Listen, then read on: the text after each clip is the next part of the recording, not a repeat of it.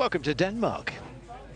It's a flattish country, as you can see, and so the Tour of Denmark is really teed up one for the sprinters. Today is no exception. It's our opening stage of what is a busy 6 days of racing, including a team time trial, an individual time trial, I should say, on stage 5. So this is what we're starting with today. 177.9 kilometers and not that much elevation, despite what looks to be a very, very peaky day. In fact, we are heading for what is likely to be an inevitable sprint finish at the end of today, which is kind of damp, although drying, as you can see, in a breeze that's picking up. Now, the breeze and the wind is going to be a major factor within the Tour of Denmark. It really is wide open countryside, very few elevation changes, despite the fact that you can see the road is just rolling very gently today. So it kind of begs the brave, and we've got 6 of those up the road right now, and it's an extraordinarily handy breakaway, which is why the chase is on at the moment. Some big teams have sent some reasonable firepower along to this race. Tinkoff Saxo, they're here for victory. They've got Michael Valgren, Matti Breschel, we've got Juul Jensen as well. Man is heading off to Orica Greenedge next season. Bardiani also engaged in the chase of these guys, as you saw. They've got Rufoni, Boema won the last stage last year on this Tour of Denmark, and of course Battaglin as well. So what about our men in the breakaway? Let's do them the honour, shall we? That's Kasper Pedersen. He's a 19-year-old, was runner-up, incidentally, in the Junior Paris-Roubaix last year. Just next to him, from Team Aalborg Bornholm, in the sort of green and white, is Stefan Djurhuus. 25 years of age, the Dane, 8th in the Skyner Løbet, which I'm told means the plank race, by Magnus Baxter, who knows these things. Team Rompot, you just saw in the orange there, that's Ivar Slik, 22-year-old Dutchman, won the Grand Prix of Denmark, a one-day race for under 23s when he was 18 years of age. We've got Kenny de Kettler up there, a 6-day man. But significantly, Magnus Backstedt, we've got Pim Ligdaert and we've got Valerio Agnoli. So Lotto Soudal and Astana represented up front. And that is a very powerful combination. Very powerful combination indeed. And, you know, Tour of Denmark has always been a very stressful week of racing. It's crosswind racing, there's sprints to think about. But everyone thinks Denmark is flat. I can tell you, by the time we get into the middle of this race and we get into the town of Vejle, it's anything but flat. It's actually a very, very tough day of racing indeed. And I think there's a few guys who, the guys that haven't been up here before, they will certainly get shocked by that one.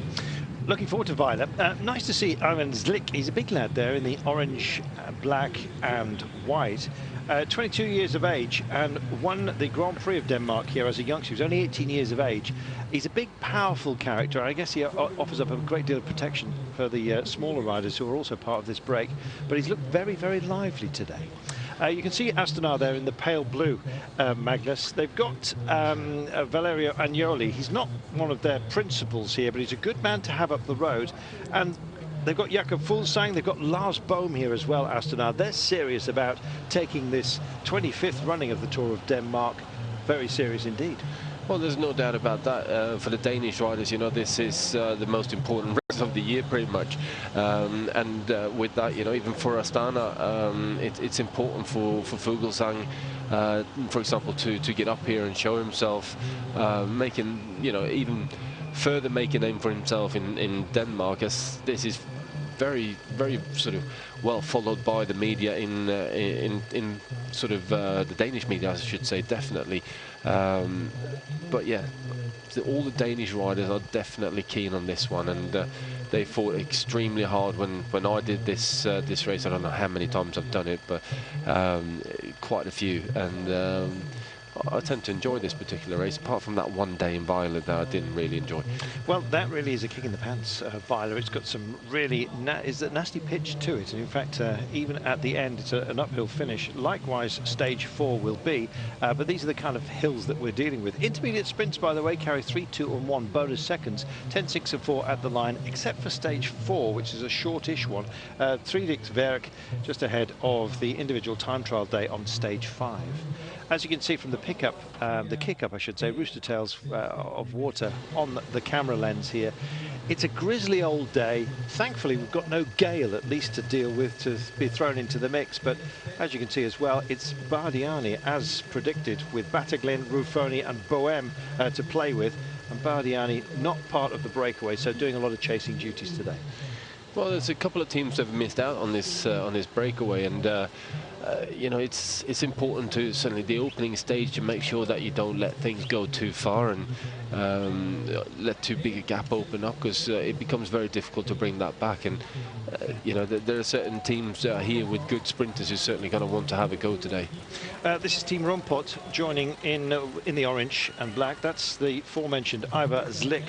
I said he was a big, powerful guy who looked lively, and he's producing the goods today, at least trying to get a bit of urgency in this break and maybe just shake out some of the passengers along the way. And why not? You don't want to carry the line on a day such as this. And that's Pim Lichtart, who's just come straight back, counter-attack, has a look back with disdain almost, stares them down and said, just don't do that again. This is, well, it could well be his race, certainly could well be his kind of day. They've got a minute and a half on the pack with 43.6 to go. It's a long way still ahead of us on this day, but don't be surprised if Pim Lichtart is at the pointy end at the end of it. No, he's certainly fast enough man, but he's obviously spending a lot of energy out here in the breakaway at the moment. So I think when we're coming down towards a sprint finish today, he's unlikely to feature after having sat out here in the break for such a long period of time. I think the team really to beat in this particular tour in terms of sprinting is going to be MTN Quebec. Maybe Sky can challenge them as well with obviously they've got Ben Swift and CJ Sutton in there, who are two fast men. So it's going to be an interesting finish. Theo Bos here in picture as well for MTN, coming back from injury or having had an operation on one of the I think it was one of the veins in his leg. One of the major arteries, yeah. Yeah, it's something that seems to happen to bike riders every so often. You know, the main artery gets blocked in the hip flexor, and you just don't get the power. You can't produce the power. Reasonably simple procedure, but it does mean that you're sidelined for a bit of time to let that sort of heal up and recover. We just had the Changing Diabetes Hill Sprint, which is what you were looking at a little bit earlier on. There's a jersey up for grabs for that. In fact, it's the blue and white polka dot, incidentally, which is our sort of climbing jersey, despite the fact that it was essentially a bridge over a railway line. But you get the picture. Rolling hillsides today, and nearly a 2-minute gap now, courtesy of the pace that they put in just to contest that minor intermediate lump. Welcome back. Moreno de Pau has just picked up a puncture. We've just been through the Diabetes Hill Sprint, but next up we have a bonus sprint, and that'll be coming in around about 8 kilometers time. In fact, a little less than that, about 6. Our breakaway then will be picking up 3, 2 and 1 bonus seconds, sharing those amongst themselves. There is 10, 6 and 4 available at the line today, so whoever wins today's stage will indeed be our overall leader. A bit like the Tour of Poland. Don't get confused, we have Denmark and Poland on your screens on Eurosport, your home of cycling. It seems a flurry of punctures as these guys continue to ply their trade up the road.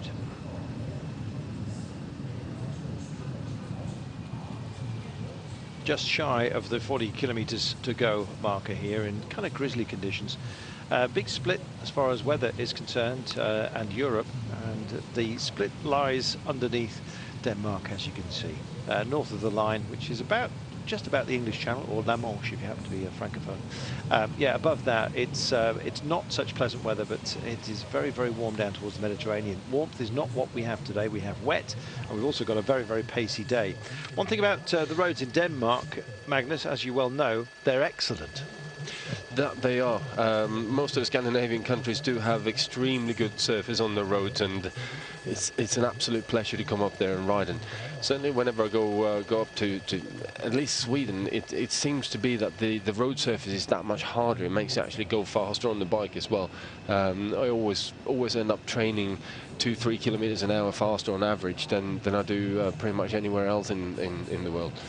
Yeah, it does have a very low rolling resistance, I think it's fair to say, but they're also incredibly well drained. So even if we have rain today, you're very unlikely to see gullying or indeed puddling. As we say, you can see that there is sheen on the surface here, but it's not a brand new surface, so don't be too fearful for them. So yeah, a predictable surface is a good thing because we don't get that sort of variation, that pitch and change, and it's not overly wearing. And dare I say it, if you do go down at moderate pace, you're probably going to slide rather than be grabbed and ripped and torn by the surface. Yeah, I'd say so, definitely. I've had my fair share of spills up here in Tour of Denmark. You've fallen, you've left skid everywhere. Actually, there is one. I think we're allowed to say there is one road sign on the north. I can't remember exactly which town it is in, but it's northwestern part of Denmark. First time I ever raced the Tour of Denmark was first year elite rider, and I was following Jesper Skibby around this corner. And Jesper just tightened up his line on the exit of the corner, and I sort of rode up onto this traffic island because it wasn't like there was a curb going up to it. It was actually just a nice little ramp up to it and back down again on the other side. But right as I turned up onto this traffic island, I realised there was a road sign on that particular island, which I could not avoid. And I'm quite proud to say, though, that I did manage to level the road sign, but it did leave a dent in me as well. You're kind of used to that. So we were used to seeing it as well. My sport director wasn't very happy because he took me out of general classification. Well, what on earth are you doing following Skibby anyway? He's smaller than you. He can take a tighter line. I said that, as tall as I am, it's just half the width. Yeah, exactly. There is MTN Quebec. They're black and white stripes, unofficially called the Zebras.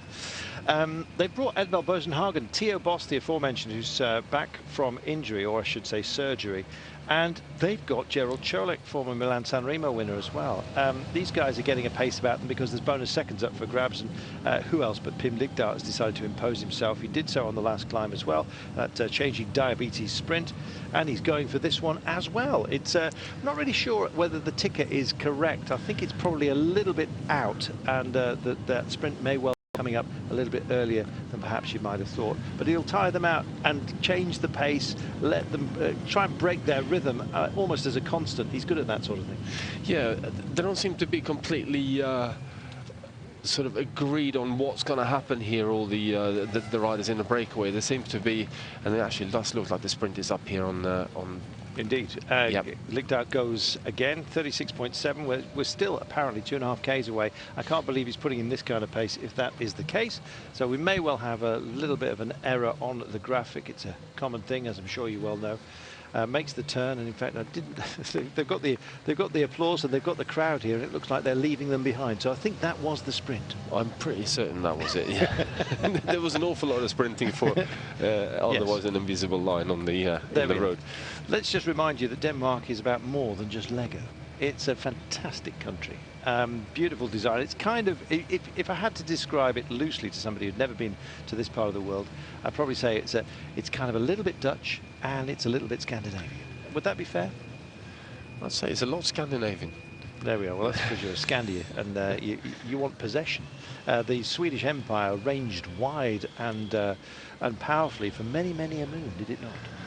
Oh, it was... and I believe you were aligned against Britain for quite some time. But yes. Anyway, we've sort of patched up our differences in that regard.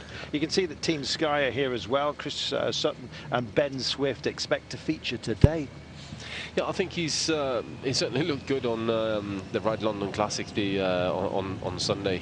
So I think it's worth having a bit of a go with Swifty today, as we got another puncture hit. Yes, it's Robin Stenhuit who's got a fronter, and he doesn't look in any hurry. There you are. Thankfully, his mechanic is. He kept nice and calm, just keeps it nice and balanced. Didn't look like it got lawyer tabs involved there. So it looked like they may well have been shaved off, but I'm not suggesting anything untoward by Wanty Group Gobert, who will be Rico Gasparotto, their quick Italian today. So Robin gets himself back in, 35.6 to go, maybe. We still don't know whether that graphic is -2 possibly. I think -2 probably, and most definitely.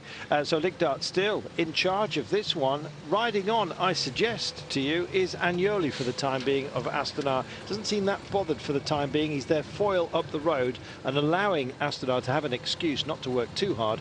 They have got Jakob Fuglsang, who apparently, that's how you pronounce his name. I asked him once.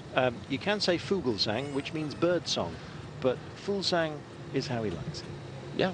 Well, that's the Danish pronunciation of it. So. And does it mean bird song? I don't actually know. There we are. What we do know is that the Skijnerloopet is the plank race, and that the 25-year-old... Skiverloopet. What is it? Skiver? Skiverloopet. Sorry. There we are, the plank race, and so presumably a flat race. And Stefan Gjørhus, who's in this break for Almaborg Bornholm team. I hope I'm getting this right. Am I getting a salute from... Yeah, Magnus is actually giving me the thumbs up on this one. Just about, yeah.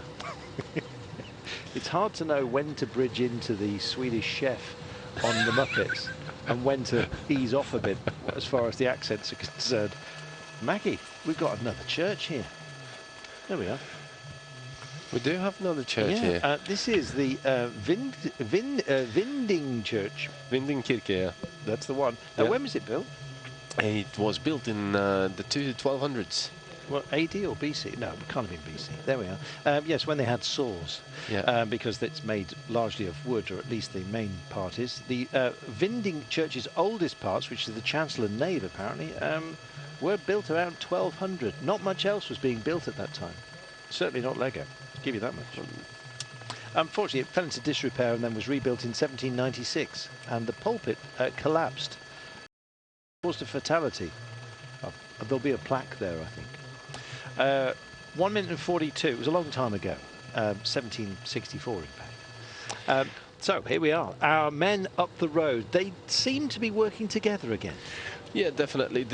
I think there was just a question of getting a couple of bonus seconds on that and sort that side of things out. Agnoli, though, not taking too much of a turn here. I think he's just saving himself and realising probably that they will potentially get caught at some point, and I think for Agnoli it's a question of not putting too much into it, so that if he gets caught by the peloton, then would get dropped or something like that again. Well, he did well in the Tour of Langkawi this year, finished as runner-up in the race in Malaysia that doesn't actually go to Langkawi, or it didn't when I went, unfortunately. I was very much looking forward to going to the island. Didn't happen. Mainland only. I don't know who upset who, but there you go. There is Kamyshev with a technical. We've had a couple of punctures here today. Not quite sure why, because the road surface is very, very good. And indeed, we've got a bit of a flurry here with Giovanni Bernardo from Europcar, a team that will potentially not be with us at the end of the season. They're looking for a primary sponsor. So if it does go on, it won't be called Team Europcar, which is a bit of a shame. The men in green have been welcome in the World Tour for quite some time. Welcome back. We've got all kinds of ticket issues here. It's back to the future because the distance is actually going up. We were on 34 Ks a little while ago, then it was 37, now it's 38. I don't think they're riding backwards, Magnus, but nonetheless, we've had our intermediate sprint, so these guys have had their bonus seconds, and it was Liggedal that picked up 3 along the way. Yes, he definitely did, and it's, you know, an opening stage of any stage race, it's always nice to get someone up there on the general classification, and by picking up 3 seconds, he's likely to place himself, as long as he can stay with the peloton, in top sort of 4 or 5. And the team car sort of place order, I should call it probably, in the convoy is actually taken on the best place rider on general classification. So if your best rider is second, then you will have second team car in the convoy, and that just means that the sport directors knows more going on in their bike racing and can service you quicker should you have any issues.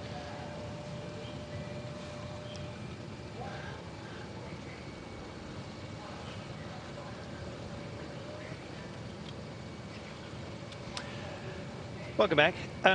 Unfortunately, the ticker at the top of your screen is the rain has got in somewhere. As you can see, it's going up, not down. And so finally, our man who's responsible for this has used his arthritic thumb to actually press the off button. You get a lot of damp in this part of the world, and unfortunately it was completely wrong. So we've already had our bonus sprint, we've had our diabetes sprint as well. And we're looking to enter the final circuit, and maybe we'll have a ticker that actually means something. To my mind, we've got about 28 to go. What do you reckon? 27 and a half. Yeah, I'd say that around about sort of 20, 26, 27. Anyway, save yourselves, because we're going to have some laps here. 3 of 4.8. Let's hope the guy with the dodgy thumb on the timing is actually, gets himself some embrocation or something, some deep heat going, and it works. We'll have 3 laps from about 14.4 out. So at 14.4, we cross the finish line for the first time. We'll cross the line 4 times, but it's 3 laps, and we'll help you. There'll be a dirty great big bell as well, unless somebody's reached into the local monastery and pulled out a matina, which is the small bell that they ring for evening vespers, so that the monks know what time it is. Clearly, the monks aren't involved in today's race. There we are then, wide open as we are. It's been rolling gently on occasion through the woodland area. We've had a whole raft of punctures, though. Seems to be a feature today, not quite sure why. No, I mean, when you have sort of wet, damp roads, then it tends to be a bit of an issue. You can get certain days you get a lot of punctures, and actually most of the time it's not the day when you have the wet weather. Most of the punctures is the day after, when all the little sand and grit has kind of got inside the tyres a bit, and yeah, ends up causing issues. There we are. Tim Barthorpe, who really knows his foodie stuff, says yes, there is a lot more to Denmark than indeed Lego. Don't forget bacon. Yeah, the Danes actually perfected industrial production of bacon, and indeed other forms of husbandry of the beasts. Yes, one of the world's biggest providers of the rashers that you and me occasionally enjoy, Maggie. Yes. Yes. I've lost you, Carlton. I'm not surprised. Team Novo Nordisk, well, we're at a loss as to where we are at the moment, because we have no ticker, but we'll do our best to count you through. And once we get into town today, we know that the action will be on. So why don't we busy ourselves as to who is going to be who are going to be the principal players today in the inevitable sprint? Well, in case of a sprint, which yeah, it is quite likely to happen, I think the MTN Quebec are definitely going to have a very, very strong lineup for this, although not with the sprinter that everyone probably would have thought to use in Theo Bos, but actually with Bosenhagen or Gerhard Cholik. I think those are probably the 2 riders that they will look at for this particular sprint. Nicola Ruffoni from Bardiani is one guy that may feature, but I'm sort of feeling that more a top 5 place is within his reach. Now that I've said that, he's probably going to go and completely, put my name on the line and win the stage. But that's kind of what I feel anyway. Michael Morkov from Tinkoff Saxo, I think he's definitely going to have a go. Lotto Soudal, maybe. Tosh, Kenny De Haas. Either of those guys are sort of quick enough to have a go. Team Sky, Swift and Sutton, definitely 2 names to keep an eye out for. And I'm hoping at some point soon that Scott Thwaites is going to get out there and start sprinting well. And he's such a talent, but really we haven't seen him. There we go. A bit of a tumble. Looks like nobody's overly hurt. The pace is not at its highest just yet, and so it's just a question of getting yourselves back and sorted out. Just dwelling on Olvorsson at the moment. I hope I've pronounced his name correctly. We do get a lot of stick, particularly from the Scandies, apparently. Well, not apparently, definitely. Let's have a look at this one. Just a touch of wheels in the wet, down they go. A lot of skidding rather than tearing, as you can see.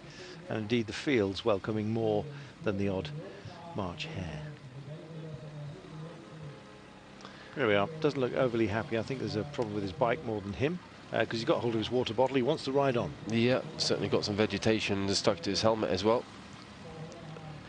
But Halvorsen, yeah, not particularly happy on that occasion. But just to the point you were making, Magnus, Scott Thwaite, he's one of those guys who we've been waiting, haven't we?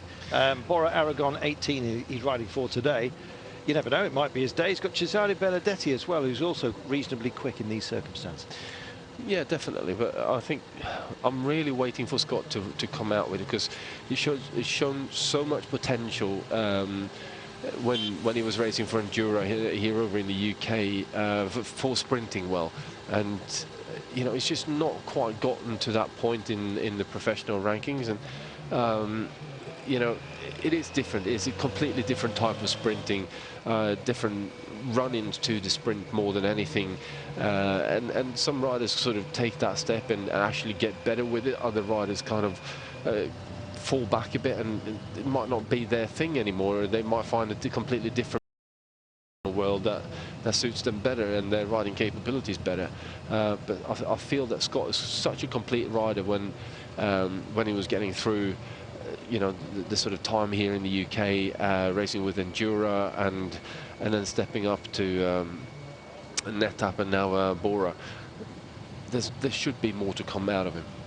There we go. I think I was about right with 28. It says 23.9. It seems like the gentleman with the button is actually on it now. You got the fingertip feeling for this. He's back, hasn't he? Yeah. I just kind of looked at the landscape here and I thought American Midwest. It has that feeling of it actually. When I came to Denmark on the Giro d'Italia, it very much feels like the American Midwest. And I actually said this, and apparently most of the Danes, they were the intrepid ones.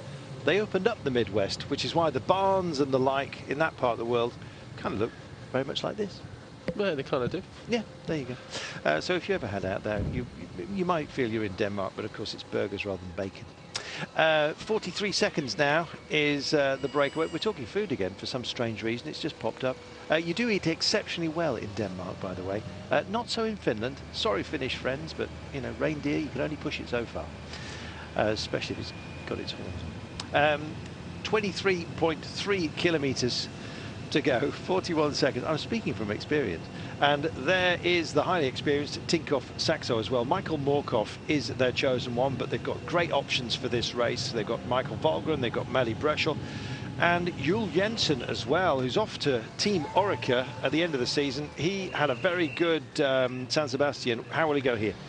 I think he will go well here, and he'll definitely be motivated. And you know, it's almost sometimes when you do sign that new contract and you know you're going somewhere else at the end of the year, it's almost like a breath of fresh air for you, and you sort of all the usual pressure that you have in your current team then sort of tends to lift a little bit, because you're not too worried about, you know, performing because you signed the contract, but and that actually helps you ride even better. But Jules Jensen is definitely a good campaigner who should be well suited to these kind of roads.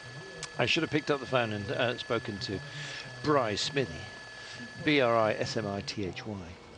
That's his Twitter handle, but you might want to go to Maggie PR, MAGGY_PR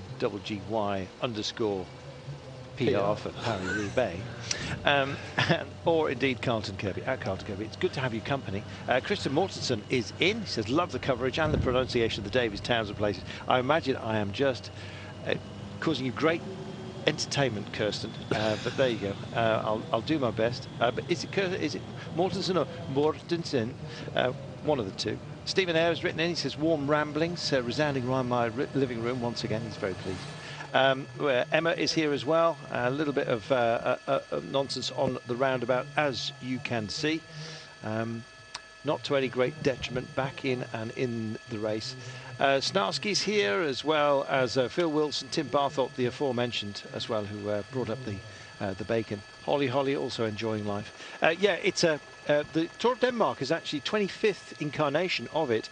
It's a race that's slowly but surely entered the consciousness of not only us, Magnus, who are fans of Denmark ourselves, but also for the teams. It's a very, very good proving ground, particularly at this sort of, how can I put it, difficult, between the Grand Tours period after the Tour de France. Yeah, definitely. Tour of Denmark, if you go in there to continue, sort of maintain form, or to just slowly build on a bit of form, then sitting around in the middle of the bunch is very, very good in Denmark. It's fast roads. It's usually quite wide, big open roads, and you know, if you're unlucky with the weather, that can be a bit unpleasant. But apart from that, it's usually a pretty nice place to ride. Hotels are always good. Oh, very. Food is always good. So as a bike rider, the main three things: nice roads, good food, and good hotels.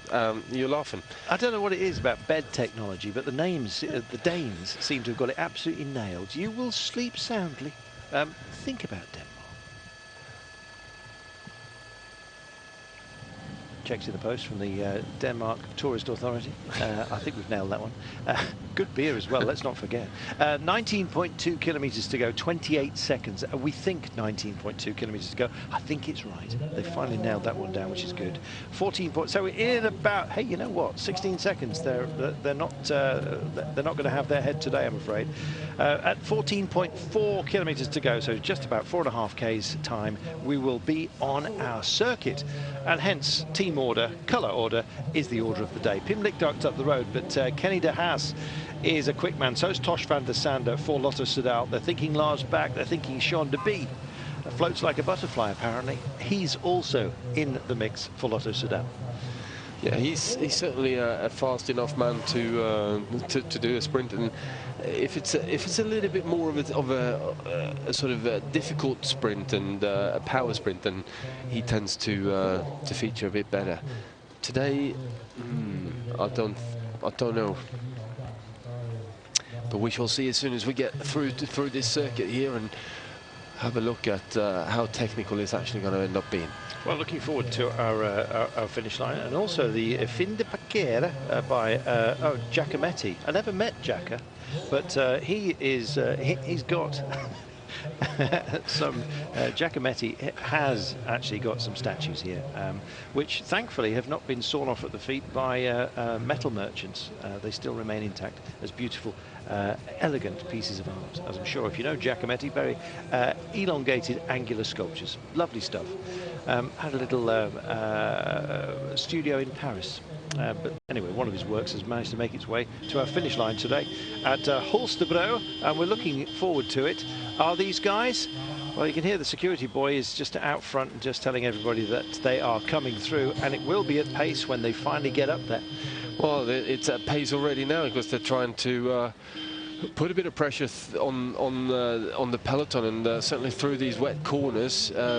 If you're confident on your bike and you're confident in the grip level on your bike, then you can cause so much damage to a peloton just by not really taking risks, but still just going hard. And here we go. The junction has been made. Certainly has. All together goes out the call on Race Radio. The Holstebro Music Theatre is just sort of turning up the rhythm. These guys start to set it. They'll be heading past the Central Park and indeed doing our loop of the town centre here. It is a short, sharp loop, 4.8 kilometres, and as you can see, it's almost this grid pattern which is so beloved of the United States. That's something else, perhaps a hangover from the Danes, who know how to design a city centre. So we'll come in, we'll cross the line, and then we start 3 laps of town.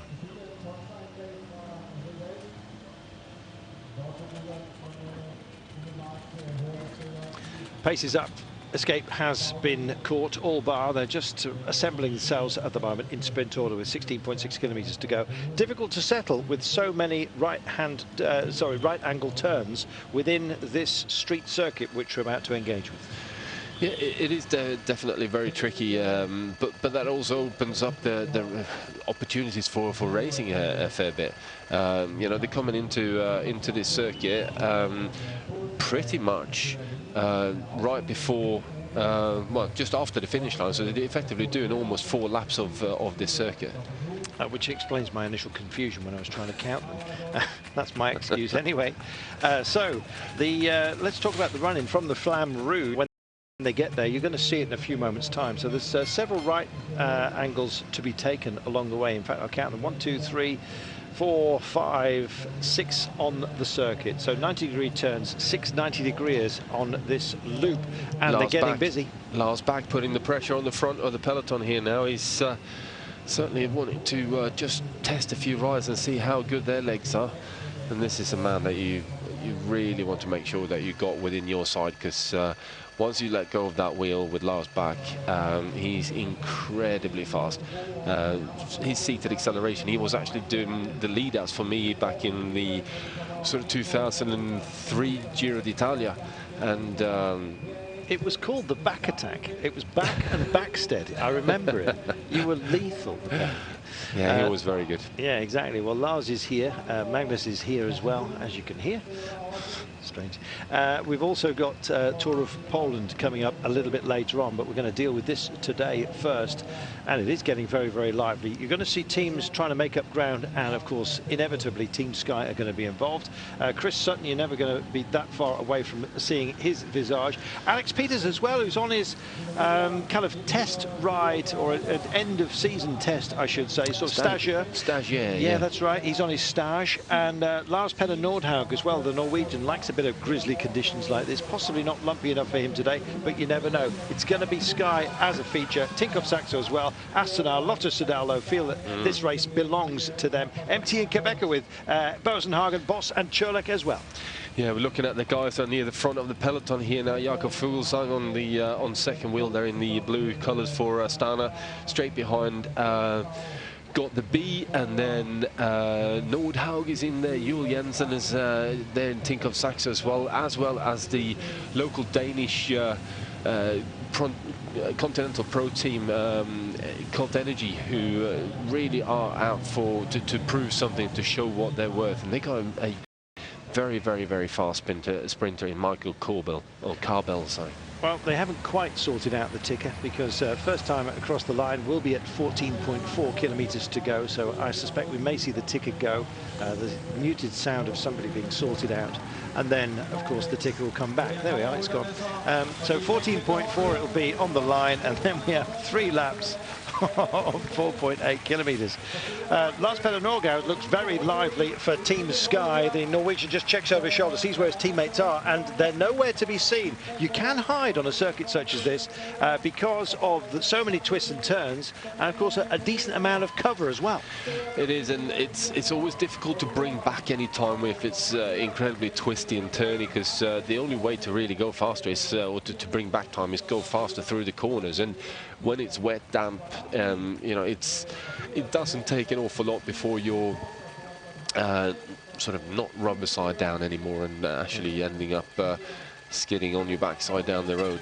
Well, they've decided that after a good meal of bacon and eggs, that the man with the ticker is back where he should be. 12.9, 13.0. As long as it's going down, I'm happy. Well, it just went up. 12.9. We're back to 12.9. Anybody's guess. But I can tell you, at least we'll get a bell, and then we'll have the approach. And when you see the Flamme Rouge, you know there's 1K to go. That's what we're relying on. I'm sure you will too. Great race, but dodgy ticker. Here we go then. They'll take a few of these curves. There's plenty of them. 90-degree turns seem to be a constant within this approach. And right now you're seeing some early pushes for glory, and you can hide here, as you can see.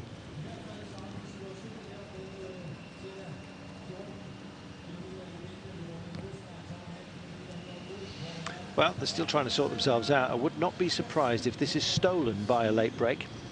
Lars Boom coming up here for Astana, trying to bridge across, and looks like he's got one of the Cult Energy riders as well. Marcato from Wanty Group. Gobert, is it? Well, it's difficult to tell with that blue jersey. I'm just hoping that it's Michael Carbel. It would be great to see him up here and functioning well, the Dane. We'll get an idea on him in a few moments' time. So we still don't know whether to trust the ticker, so we'll just rely on our sense of place within within this run. I believe they're just at just taken the almost third of the, yes, in fact that's exactly what they've done. Just taken about a big left-hander about a third of the way through this lap. It's only 4.8 kilometers, so it's over rather quickly, and he's looking for support. He's looking for those around him to get involved as well. and he's not getting any help for the time being. Lars Bak for Lotto Soudal is a man who can roll the dice along, but he needs at least a little bit of help. He's not going to guide anybody else to success here, least of all the likes of Lars Bohm, who's looming large in this group. Well, it is a strong group actually. Boom is in there, very good time trial. Is very strong rider in general.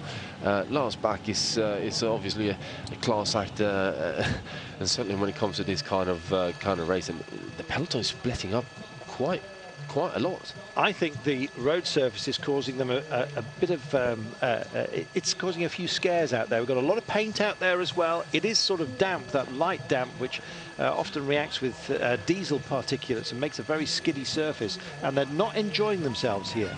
Well, you know, when it's wet like this and you go through as many corners as they are, you tend to have you have to go through the corners slower than when it's dry, obviously, but slowing down and then kicking hard out of the corner, it's all right for the first sort of 10 to 15 guys maybe. Then the further back the peloton you go, the harder that becomes. And seeing the way that Lars Bak has been riding this first complete lap of this circuit, he's certainly not holding anything back when he's kicking.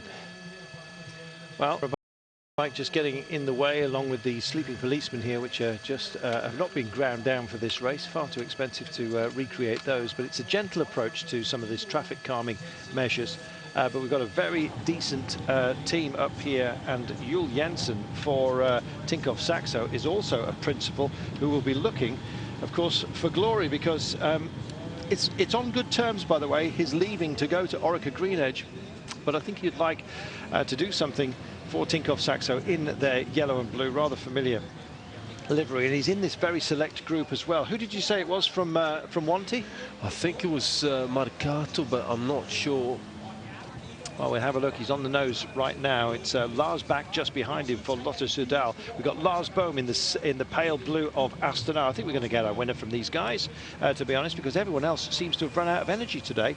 Juul Jensen, there he is in the yellow and blue. Also very, very good bet for a situation such as this, and still trying to find out who it is from Cult Energy. We'll have a look for you right now.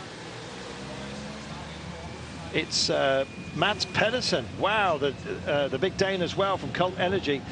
So very, very handy group this, to say the very least. Juul Jensen from Tinkoff Saxo in the yellow. We've got Lars Bak from Lotto Soudal in the red and white. We've got Lars Bohm from Astana in the pale blue. We've got Marco Mercato from Wanty Group Gobert. And we also have Anderson from Trebor Blue Water. I suggest is possibly moderately out of his depth in this kind of company, but you never know. He might produce a surprise. He doesn't look out of his depth. He's taking his turns, and he's certainly looking reasonably comfortable in that group, actually, compared to some of the faces that are being pulled by other riders. Well, it's a terrific lineup that we've got right now, and I think it's probably going to be a winning one. Nobody seems to have any great desire to chase them down. It's been a busy day for a breakaway. Don't forget, Lotto Soudal were involved in that breakaway. They've swapped personnel. Pim Lichtau did the softening up, and Lars Bak is now on the with these guys. It's very, very handy. And look, they've practically sat up in the pack. 8.6 kilometers to go then, so a couple of laps remaining, and I think we're going to find our winner from this lot. If that's the case, who's your pick? Ooh, have a think. I'm actually going to go take your time. I'm going to go with Lars Bohm on this one. I'm not surprised. Well, at the moment, he said, I'm going to go for Juul Jensen. I just, mainly because I'd like to see it. He's such a great player. He's been very well. He went well in Wallonia. Oh, dear. Well down, I'm afraid, at the moment. And that's not good for Le Moisin. On the deck, just winded apart from anything else. Just gets himself back, wants to get back on the bike. That's always a good sign. Anybody else who's still on the deck? No, he's still hurting. Let's have a quick look. It's... wow, it is skiddy out there. We did say dab on the brakes, and that's why they're taking it easy. They're giving the road respect that it's demanding in these conditions. Yeah, well, it's always difficult with when you brake in like that and the front end disappears, and you just got nothing. There's nothing you can do, and unfortunately, that's part of bike racing. You got to deal with the conditions, and it's the same for everyone. It is. So you know, unfortunately, the skills for those particular two riders ran out. They did. Mercato picks it up. I think he you know what, I'm going to go for Mercato today. He's a classy bike rider, definitely. Exactly. Very classy bike rider. But I think actually we may have a situation, if these guys make it all the way to the finish here now, where the big guys, and I'm talking the bigger teams, are looking a bit too much at each other, and with that, one of the sort of lesser names may actually be able to play on that one. And if I'm going to go with my heart, I certainly hope that Mads Pedersen is going to pull this one off. I thought you were going to say Krij Andersen does the job. Let's see. This is catch-up time. Brian Smith has been on the blower, and he said, why aren't you up there and fighting? And as a result, MTN Quebec get themselves into place. Jakob Venter, the South African. They've got, don't forget, they've got Eddie Bos here. They've got Theo Bos coming back from surgery, albeit as well. These are guys that should be in this group, and they're not.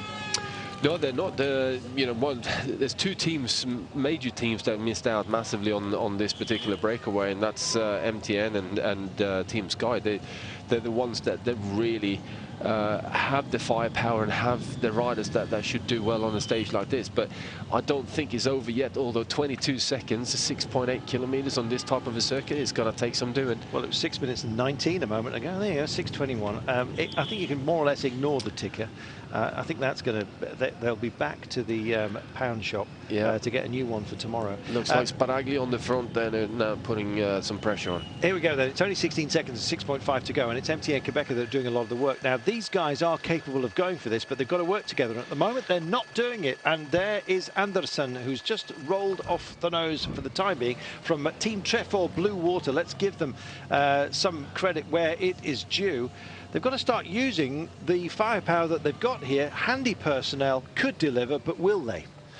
Well, it's such a difficult one, and you know, what needs to happen is that these guys actually start taking their turns and working well together.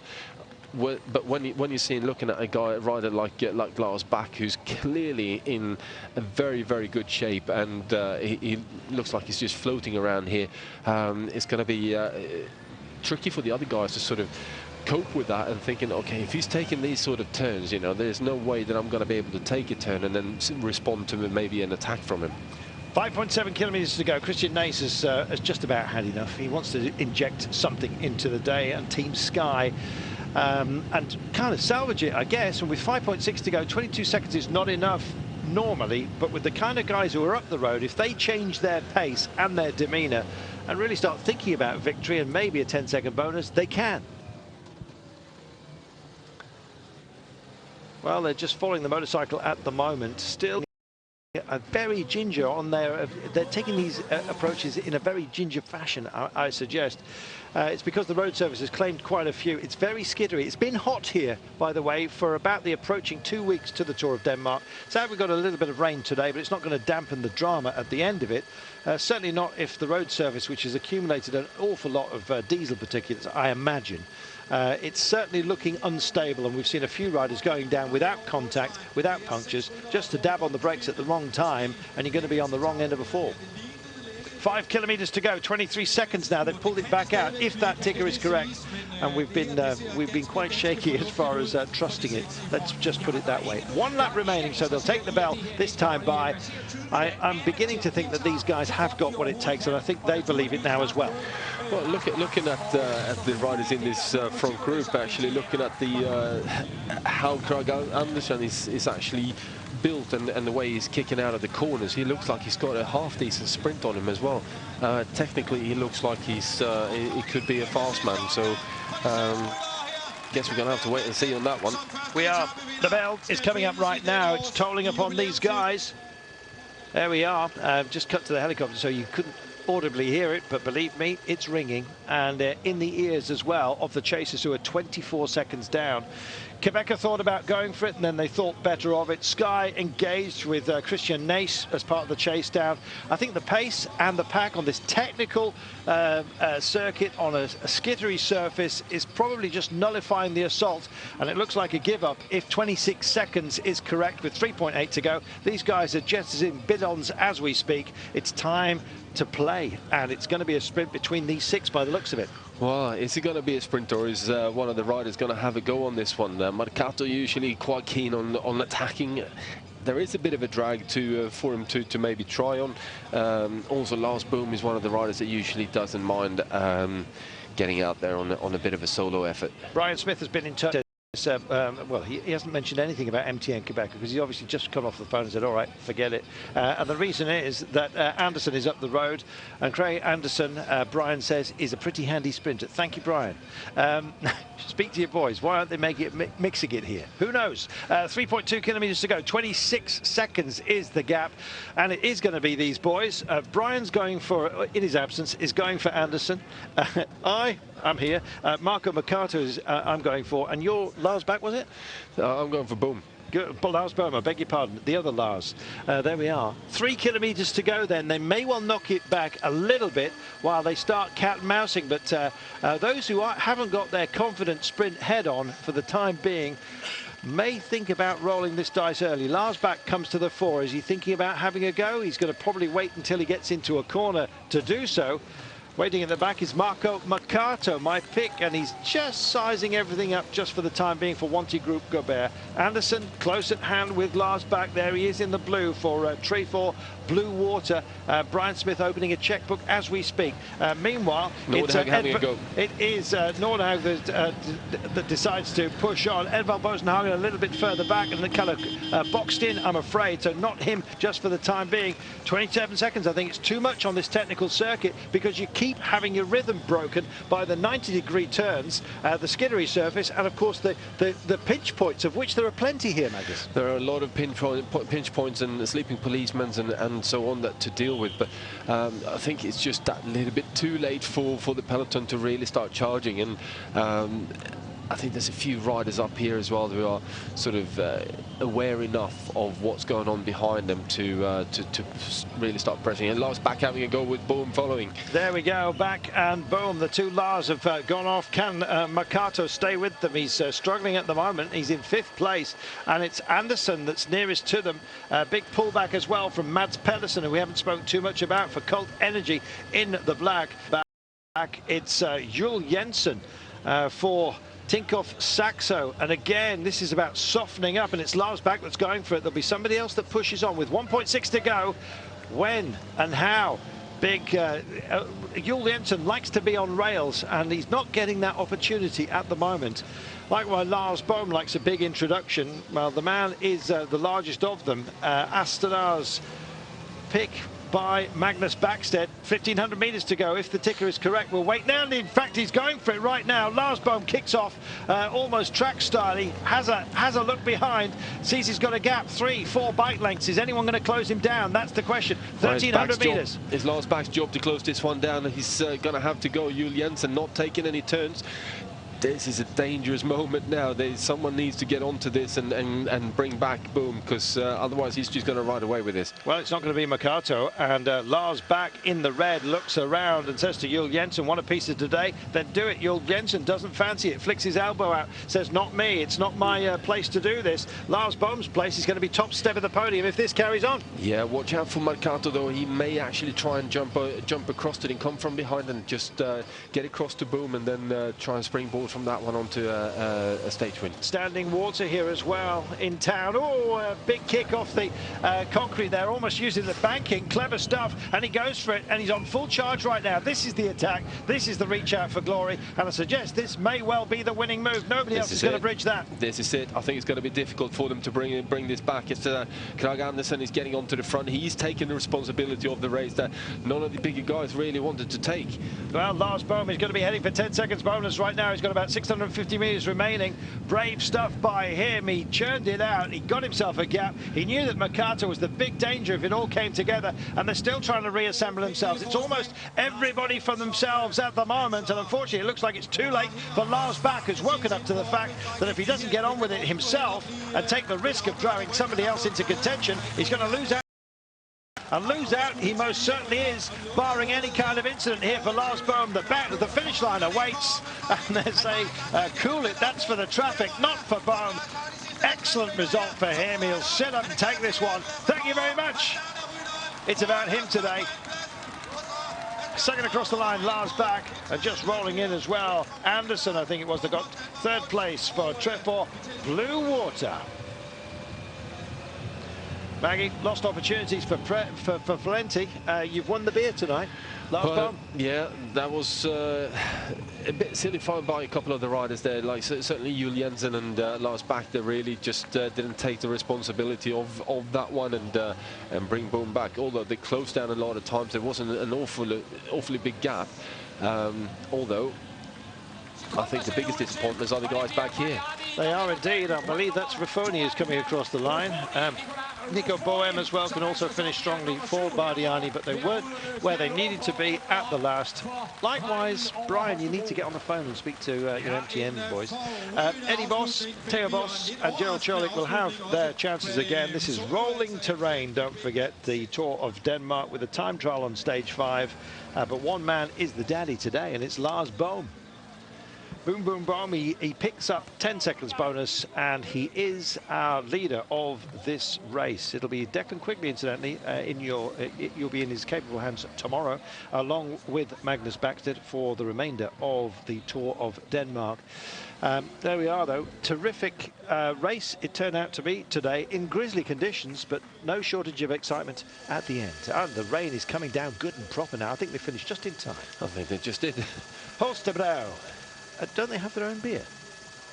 I think they have. They may very well do. I think there's a lot of sort of microbreweries in Denmark. There we are. Yes, well, we'll try and Jimmy open the doors a bit later on and report back.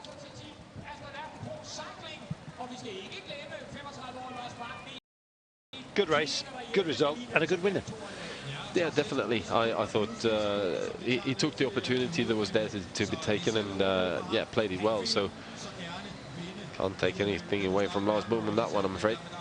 There we are, and heartfelt congratulations, Mitch Crader, just offering up a handshake. And yes, the red and white is, of course, the Danish national team, incidentally. We saw one of their number hitting the deck. I think it was Hartvig who went down for the Danish Team Post Denmark. They're the postmen. There we are. Terrific stuff. There'll be more throughout the week. We'll be following the Tour of Denmark. It's the first time it's been broadcast live throughout Europe, so and it will be a bit of a treat. Today it was about the city circuit, and more importantly for him, at least, it was about Lars Bohm. Expect Astana to be a regular feature of this race. Both they, Tinkoff Saxo, Lotto Soudal, Team Sky, of course, MTN Quebecer, and Bardiani.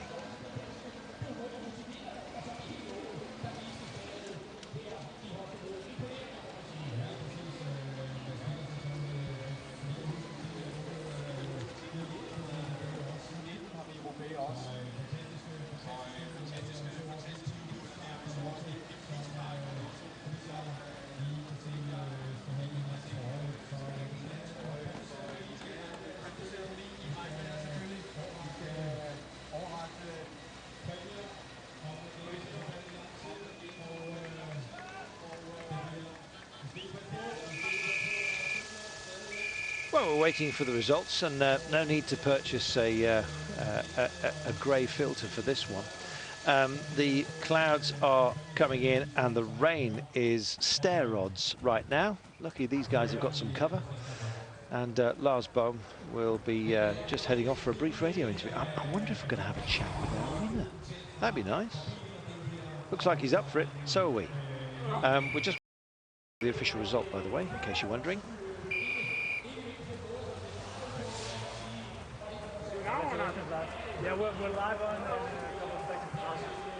There we are. We're going to have a chat with our winner, String Vestenal.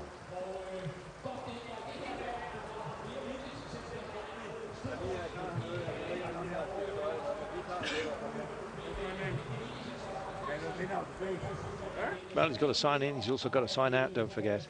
Gosh, I think we got away with it with the weather, Maggie. Yeah, it looks like it, eh? Just finished before the torrential downpour. There we are. Yes, not a day for shorts, but some are brave enough. And we're just waiting for a brief chat with Lars Bohm, our winner. Still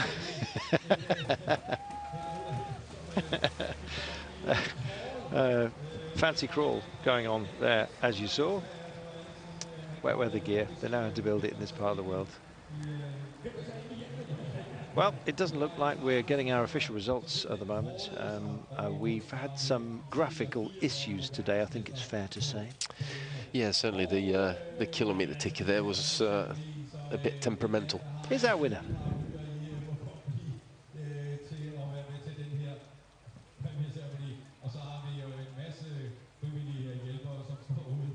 Well, unfortunately, Rain has got into the electrics. Away with a big group, and then everything came together.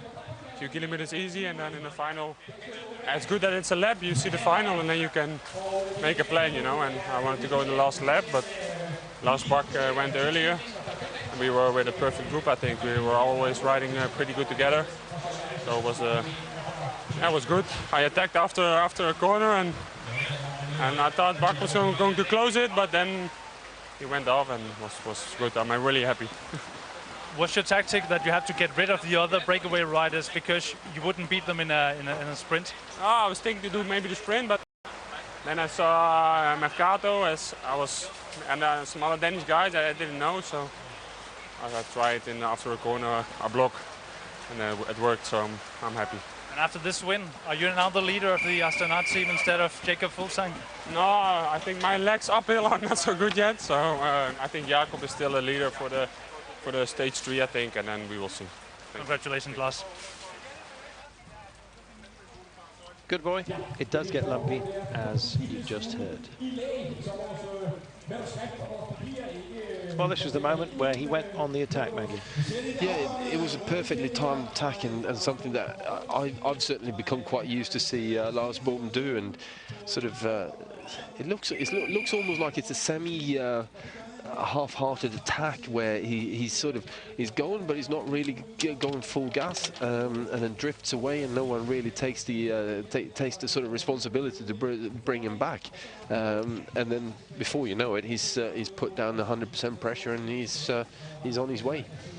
So he hides it well, I think, is the watchword for anybody who doesn't take Lars Boom seriously when he makes a move such as that. Lars Boom then is our leader of the opening day of the Tour of Denmark, and he'd read the road well, and not only that, read his co-breakaway late breakers very well indeed. He psyched them out. Yeah, definitely. I mean, it was a very, very clever ride by Boom, and I've got to say I'm a bit disappointed by Lars Bak and Juul Jensen that they didn't take the and even Marcato to a certain extent, that they didn't take the responsibilities and yeah, take it from there. We will, our friends here. I could actually fill in the speech bubbles, but it's not my job.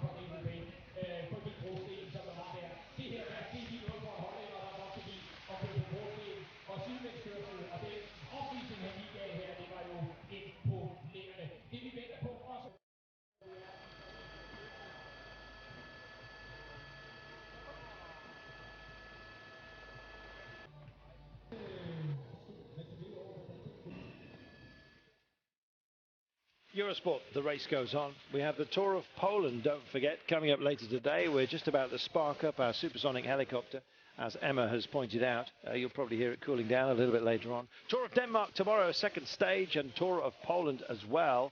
Declan Quigley will be here for the Tour of Denmark. Maggie and myself, of course, will return for the Tour of Poland. Lots of cycling on your home of cycling, Eurosport. Lars Boom detonated. Everybody around him said, this day is mine, and it may well be the race belongs to Astana, his team as well. You'll have to tune in to find out. Stage 2 tomorrow from Denmark. Later on today, we're back, of course, with Poland. Look forward to your company. For now, though, from me, Carlton Kirby, and from Magnus Maxted, we'll take our leave.